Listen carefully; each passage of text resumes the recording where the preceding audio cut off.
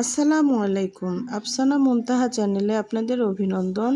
আজকে আপনাদের পটল, আলু এবং চিংড়ি মাছের একটি রেসিপি দেখাবো। সঙ্গে থাকবেন প্লিজ। প্রথমে এখানে কড়াইয়ে আমি হাফ কাপের মতো তেল দিয়ে নিয়েছি। এরপরে আমি এখানে ৮-১০টি চিংড়ি মাছ তেলের মধ্যে দিয়ে নিলাম, ভেজে নিব।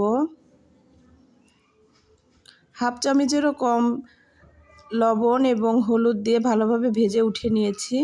এবার আবার তেলের মধ্যে কেটে রাখা পটল, ৮-১০টি পটল এবং ৩টে আলু কেটে নিয়েছিলাম, এগুলো ভালোভাবে তেলের মধ্যে ভেজে নিলাম।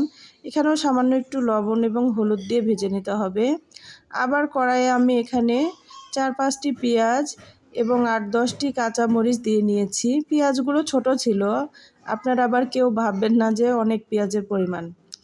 এখানে আমি ১ চামচ জিরা বাটা, ১ চামচ পেঁয়াজ বাটা দিয়ে নিয়েছি। এবার এখানে ১ চামচ হলুদের গুঁড়া, ১ চামচ ধনিয়ার গুঁড়া, ১ চামচ লবণ, হাফ চামচ গুঁড়ামরিচ দিয়ে ভালোভাবে মশলাটাকে কষিয়ে নিলাম। তেল ছেড়ে দিয়েছে। এবার আমি এখানে পটল, আলুগুলো এবং চিংড়ি মাছগুলো দিয়ে ভালোভাবে কষিয়ে নিব তরকারিটা। মশলাগুলো যেন তরকারির ভেতর ভালোভাবে ঢুকে যায়। একটু সময় নিয়ে কষাতে হবে তরকারিটা, তাহলে খুব ভালো লাগে খেতে। তরকারি যদি আপনি ধৈর্য ধরে একটু সময় নিয়ে রান্না করেন, তাহলে দেখবেন আসলে অনেক মজা হয় তরকারি।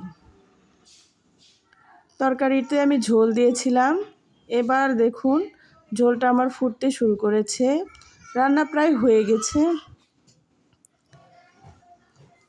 এখন আমি নামিয়ে নিব। এই যে আমি নামিয়ে নিয়েছি, দেখুন কেমন হয়েছে। এতক্ষণ আমার সঙ্গে থাকার জন্য আপনাদের ধন্যবাদ। প্লিজ আমার ভিডিওটি ভালো লাগলে লাইক দিবেন এবং সাবস্ক্রাইব করবেন। আল্লাহ হাফেজ।